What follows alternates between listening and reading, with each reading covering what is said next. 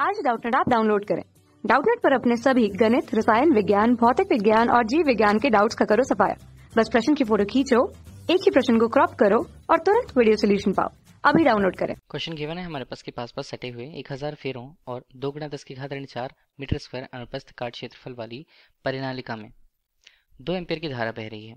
अब इसका क्षैतिज अक्ष जो है वो 0.1 टेस्ला के एक समान क्षैतिज चुंबकीय क्षेत्र की दिशा के साथ 30 डिग्री का कोण बनाती है। इस प्रकार ए क्षेत्र के कारण परिनालिका द्वारा अनुभव किया जाने वाला बल आघूर्ण कितना है ये पूछा जा रहा है।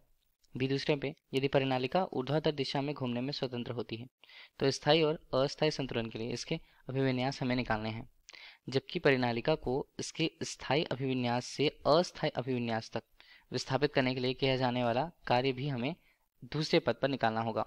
पहले दिया क्या क्या है वो हम ले लेते हैं। हमारे पास एक परिनालिका है, इसे हमने लिखा तो एक परिनालिका के लिए दिया क्या है, फेरों की संख्या n के रूप में प्रस्तुत करें, 1000 इसका मान दिया। इस बीच पे अनुप्रस्थ काट क्षेत्रफल कैपिटल ए के रूप में देते हैं, मान है 2 × 10⁻⁴ यहाँ पर बनता है ऋण 4 और ये बनता है हमारे लिए मीटर स्क्वायर के रूप में। अब परिनालिका में धारा जो बह रही है आई के रूप में उसका मान दिया हुआ है 2.0 एम्पियर के रूप में। इस बीच बोला है कि इसका क्षैतिज अक्ष है 0.16 टेस्ला के एक समान क्षैतिज चुंबकीय क्षेत्र की दिशा के साथ, मतलब बी का परिमाण हमें दिया हुआ है 0.16 टी के रूप में, और ये क्षैतिज चुंबकीय क्षेत्र की दिशा के साथ थीटा 30 डिग्री का कोण बनाती है, ये बताया गया क्वेश्चन पे। तो क्षेत्र के कारण, चुंबकीय क्षेत्र के कारण परिनालिका द्वारा अनुभव किया जाने वाला बल आघूर्ण हमें निकालना है। इसके लिए पहले हम निकाल लेते हैं कि परिनालिका के लिए उसका चुंबकीय आघूर्ण कितना होगा। तो परिनालिका के चुंबकीय आघूर्ण को हम प्रस्तुत करते हैं कैपिटल एम से, मान होता है एन आई ए के रूप में।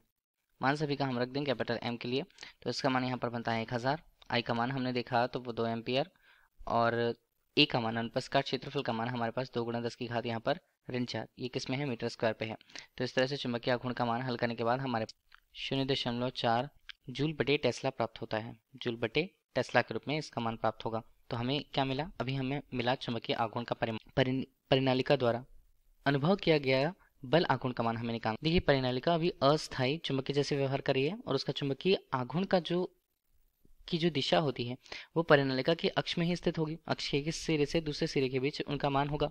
इस तरह इसके द्वारा अनुभव किया गया बल आघूर्ण अगर हम टाउ के रूप में प्रस्तुत करें, टाउ सदिश के रूप में प्रस्तुत करें, तो उसका मान बनेगा m सदिश गुणा b सदिश के रूप में। ठीक है, यहाँ पर इसे हम क्या लिख सकते हैं, इसे हम लिख सकते हैं mb साइन थीटा के रूप में। ठीक है, टाउ के मान को, v के मान तो हमें पता है, टाउ का मान हमें निकालना है, तो m का मान हमारे पास होता है 0.4, b का मान हमारे पास कितना क्वेश्चन पे दिया हुआ 0.16 टेस्ला, 0.16 टेस्ला के रूप में, और यहाँ पर साइन थीटा का मान देखें तो साइन यहाँ पर बनता है 30 डिग्री। ठीक है, तो टाउ का परिमाण इस प्रकार से यहाँ पर 0.032 जूल के रूप में प्राप्त होता है। ठीक है, तो यहाँ पर टाउ का मान हमें प्राप्त हुआ। क्वेश्चन पे 2 चीजें बोली गई हैं, एक स्थायी संतुलन की अवस्था, एक अस्थायी संतुलन की अवस्था। तो स्थायी संतुलन की अवस्था में होगा क्या, स्थायी संतुलन है जब भी तब हम देख रहे हैं कि चुंबकीय आघूर्ण जो होता है, ठीक है, यहाँ पर m से हमने प्रस्तुत कर रखा, उसकी जो दिशा है वो चुंबकीय क्षेत्र की दिशा के ही अनुदिश है, मतलब दोनों दिशा समान है, समान हमने ले लिया। ठीक है, इस बीच अगर हमने समान लिया है तो θ1 का मान हमारे पास कितना बनता है, θ1 का मान हमारे पास 0 बनता है।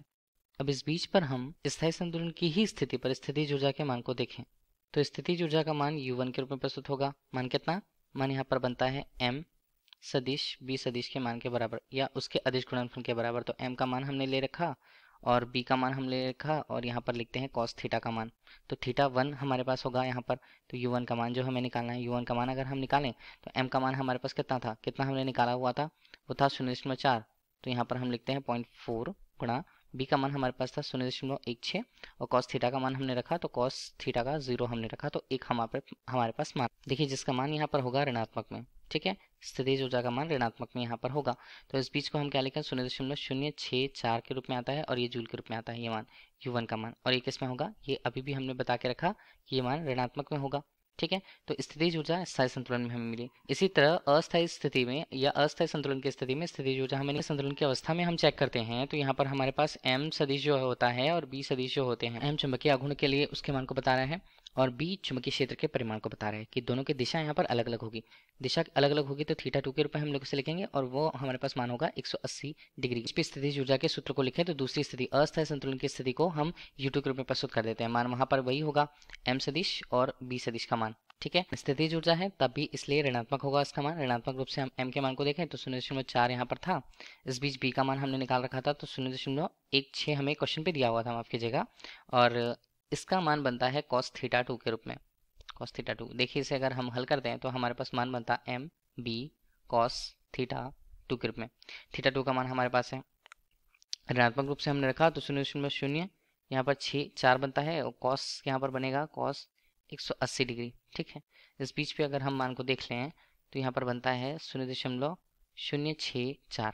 ठीक है, U2 का मान हमारे पास है, वो भी किस में होगा, वो भी जूल पे होगा, लेकिन अब मान जो है वो धनात्मक में है।